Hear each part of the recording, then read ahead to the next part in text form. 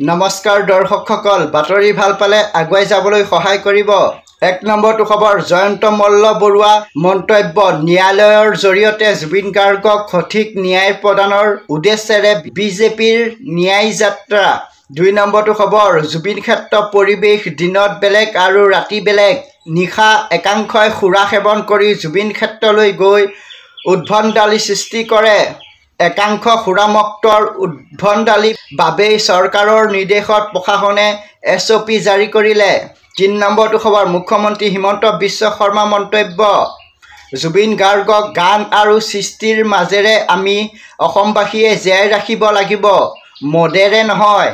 ৪ নম্বৰটো খবৰ, জুবিনৰ বাদ্যযন্ত্ৰী বজোৱা ৰাজা বৰুৱা মন্তব্য, জুবিনে ন্যায় পাবই, মই ১০০% আশাবাদী। চৰকাৰ আৰু আদালতৰ ওপৰত আমাৰ বিশ্বাস আছে। জুবিনৰ দৰে মহান আত্মাক অন্যায় কৰি কোনো সাৰি যাব নোৱাৰে। ৫ নম্বৰটো খবৰ, সংগীত পৰিচালক মৃণাল কান্তি মেধি মন্তব্য, জুবিনে কেতিয়াও কাৰো কথা বেয়াকৈ নকয়, খোলা অন্তৰৰ আৰু পেটত কথা নথকা আছিল জুবিন গাৰ্গ আৰু মুখা নিপিন্ধিছিল জুবিনে। ৬ নম্বৰটো খবৰ, মৰাণত বিশাল প্ৰতিবাদী সমদল উলিয়ালে সদৌ অসম টাই আহোম ছাত্ৰ সন্থাই। জনজাতিকৰণৰ দাবীৰে জোৰ সমদল আহোম জনগোষ্ঠীৰ।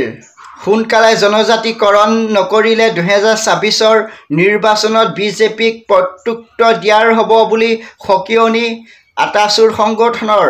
৭ নম্বৰটো খবৰ, সামাজিক মাধ্যমত ন্যায়ৰ দাবীৰে জুবিনৰ মৃত্যু ডিজিটেল প্ৰতিবাদ ৩ মিলিয়নতকৈ অধিক হ'ল। #জাষ্টিছ4জুবিন গাৰ্গ। ৮ নম্বৰটো খবৰ, বিহাৰৰ এখন সভাৰ পৰা কেন্দ্ৰীয় গৃহমন্ত্ৰী অমিত শ্বাহ মন্তব্য, ভোটাৰ তালিকাৰ পৰা নাম কৰ্তন হ'ব অবৈধ অনুপ্ৰৱেশকাৰীৰ। এইবাৰ অবৈধ অনুপ্ৰৱেশকাৰীক বচাব নোৱাৰিব ৰাহুল গান্ধীয়ে। ভাৰত দেশৰ পৰা খেদি পঠিওৱা হ'ব প্ৰতিজন অবৈধ অনুপ্ৰৱেশকাৰীক। ৯ নম্বৰটো খবৰ, অসম চৰকাৰ হুঁচিয়া, ধৱনিৰে উত্তাল নলবাৰী। জনজাতিকৰণ দাবীৰে কলিতা জনগোষ্ঠী সন্মিলনে নলবাৰী কপাইত কৰিলে প্ৰতিবাদ। কলিতা জনগোষ্ঠীৰ জনজাতিকৰণ, ভূমি অধিকাৰ, শিক্ষা অধিকাৰ সুনিশ্চিত কৰাৰ দাবী। ১০ নম্বৰটো খবৰ, জুবিন গাৰ্গৰ জন্মৰ দিনা অসমৰ লগতে দেশৰ ৰাজধানী দিল্লীতো উদযাপন কৰিব। অসম লাইভ 24 NRD গ্ৰুপে আৰু সমগ্ৰ অসমৰ জনতাৰ লগতে পশু পক্ষীৰ মাজত খাদ্য বিতৰণ কৰা হ'ব আৰু জুবিনৰ জীৱন সন্দৰ্ভত গ্ৰন্থ বিতৰণ কৰা হ'ব। ১১ নম্বৰটো খবৰ, চিকিৎসক হিতেশ বৰুৱা মন্তব্য, গৰিমা শইকীয়া গাৰ্গক স্বাস্থ্যৰ পৰীক্ষা কৰি পোৱা গৈছে। গৰিমা বৰ্তমান সুস্বাস্থ্য, তেওঁ টোপনি ক্ষতি, ভালকৈ খাদ্য নোখোৱাৰ বাবে দুৰ্বল হৈছিল। ১২ নম্বৰটো খবৰ, জুবিন গাৰ্গৰ ভগ্নী পামী বৰঠাকুৰে ছ'চিয়েল মিডিয়াত পোষ্ট কৰিছে, সত্য আৰু ন্যায়ৰ বাদে কোনো বিকল্প আমাক নালাগে।